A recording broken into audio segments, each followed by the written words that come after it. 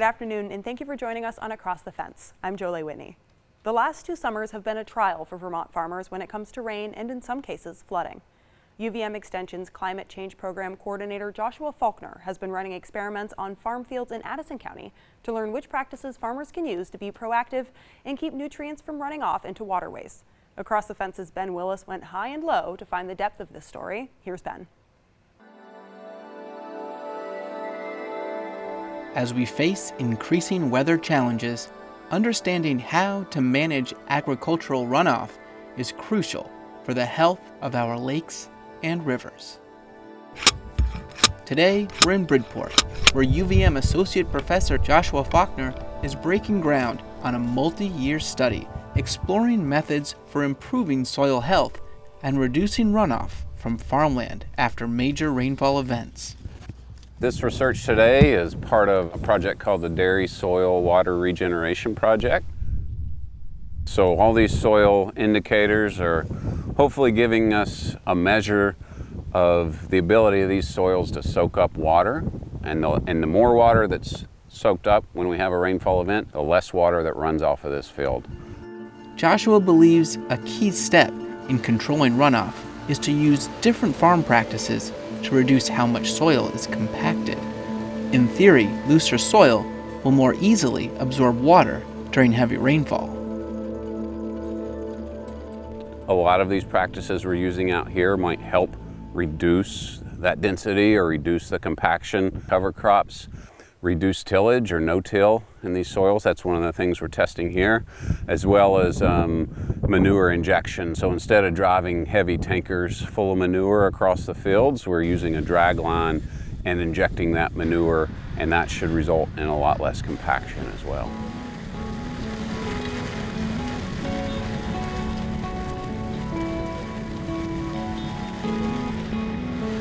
One side of this field is managed using business as usual type practices, and the other side is managed using what we call advanced soil health management practices. And so we're getting multiple samples across both of those fields so that we can track the change in soil quality, if there is, in the long term, and compare how those management practices affect the soils. The work we are viewing today is part of a broader effort by Faulkner to better understand how certain farming practices and technologies can improve the overall soil health. I've had you out here before, Ben. We've showed you our water quality work. We've showed you some of our greenhouse gas work. And now we're looking at the soils, and that kind of gives us a total systems picture of how these different management practices on this dairy farm are affecting the environment. Both from a climate change mitigation perspective, but also that water quality, trying to protect Lake Champlain. Joining Joshua in the fields are UVM graduate students engaged in collecting various soil samples. So we use a soil probe and we stick it straight into the ground and pull it straight back up, and that'll give us core of the desired depth. So we're shooting for 0 to 15 centimeters and 15 to 30 centimeters. So it's like a small straight down sample of the soil, and we can see the different horizons and expected differences at 0 to 15 and 15 to 30 centimeters. Part of the design is we're also looking at in-row and out-of-row soil samples, so the corn can potentially influence the soil, especially the roots, and looking at nitrogen. We also do some sampling in the fall, but that will be after the harvest and before the manure application. Yeah. And you would just mark, see the orange screen. So what inspires these students to choose to be out under the intense summer sun doing such a labor-intensive task? It's really great hands-on experience this is really in the data collection phase, and then we need to do some processing of the actual samples, and that's what I do in the lab. I like how it's a combination of the field work and lab work. I think a lot of transferable skills, even if I don't end up, soil sampling in my next career, I can take what I learned in the field and apply it elsewhere. Just beginning as a graduate student at UVM is Liliana Botello, who is excited about the opportunity to come and learn from Joshua Faulkner. I fell in love with New England, and I was like, I really want to learn the farm system and create a network with growers within New England. But UVM really stood out for me, kind of hearing Joshua's impact on the community here and just really incredible network with the growers and his work directly supporting growers that are struggling with flooding resilience and managing that. That was exciting. For Liliana, this is also a chance for her to gain real-world experience after spending a great deal of time at a desk poring over research papers. It's nice to be off of desk work, especially in this post-COVID remote world. But yeah, I've just been reading these in papers, looking at nitrogen dioxide and methane emissions and carbon dioxide emissions for the past 6 years. And so it's nice to see how you actually measure these things and hold soil in your hands and understand what clay soil feels like tactically and not just looking at images or reading about it. As I move forward with my career, I want to be able to work closer to on-the-ground work and connect with farmers. And if a farmer says they have heavy clay soils, I will now know, okay, I know what that means. I know what it means to dig in that and be stuck in the mud, dragging a sled in that, or whatever they're struggling with. And it's just kind of one step closer to be able to connect and hopefully help.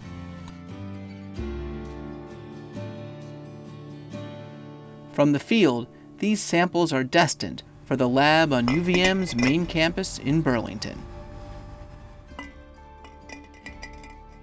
So the setup that we have here is called an incubation experiment.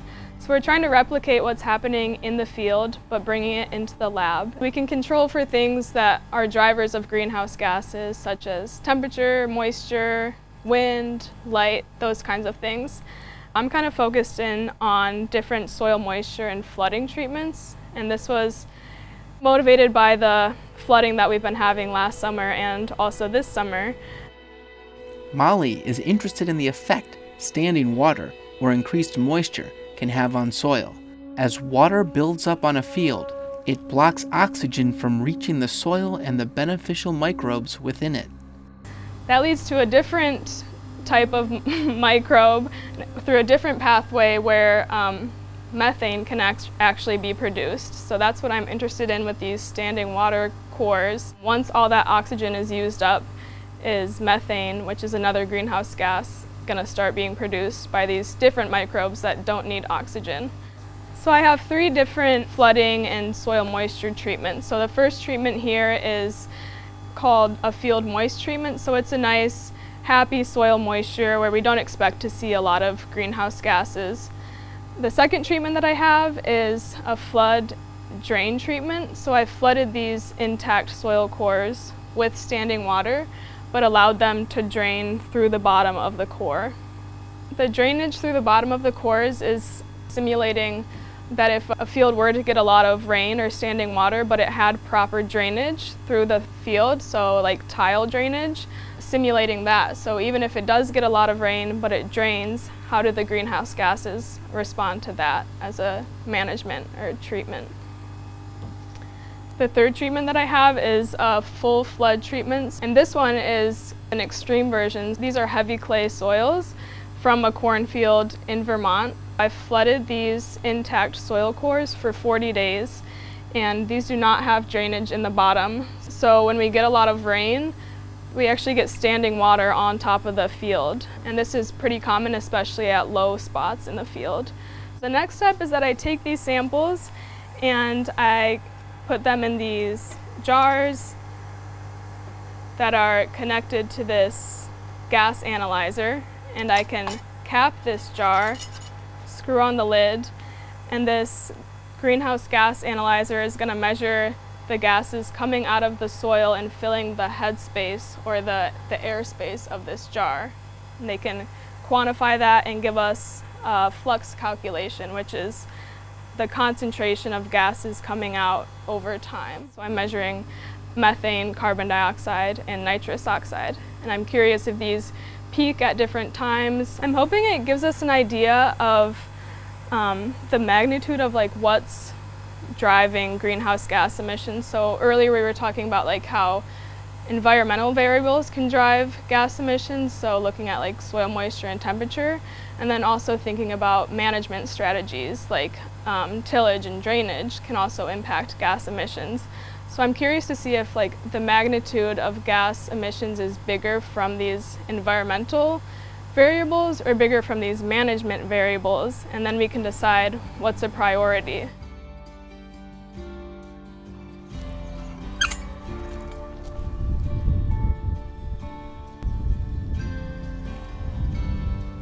Joshua and Molly are hopeful that the various research underway here could have real-world benefits for farmers and our state as a whole. In Bridport, I'm Ben Willis with Across the Fence. Thank you, Ben. We've got a few minutes left today to tell you about a program coming up next week highlighting the UVM Lane Series for fall of 2024. I spoke with the director of the series, Natalie Newert, about the acts taking the stage this fall at the UVM Recital Hall. Here's a preview of our conversation. Can you talk about the performer who's been called the Norah Jones of the Middle East, and they're playing October 18th? Yeah, I mean, Farah Siraj is a beautiful vocalist. Jazz is part of what she does, and Arabic jazz. She also does folkloric music, she does popular music, she writes her own music. She's got a great band that includes an oud player, which is the lute, and the Middle Eastern lute. And her voice is just powerful, and she's one of the most lovely people I've ever met. Like, you want to invite her home instantly. She's just a kind, warm person, and that kind of warm performer like Sura Bautista, who can make the audience laugh and engage directly. That's what Farah is, and that's what our audience really likes. And that's part of the reason why I like to see. Look for our full interview with Natalie on Wednesday, September 4th. And if you can't wait until then, visit the Lane Series on their website to learn more about their fall 2024 schedule as well as ticketing information. That takes care of Across the Fence for today. I want to thank everyone who works behind the scenes here at WCAX who make our program possible. I'm Jolie Whitney. Have a good one.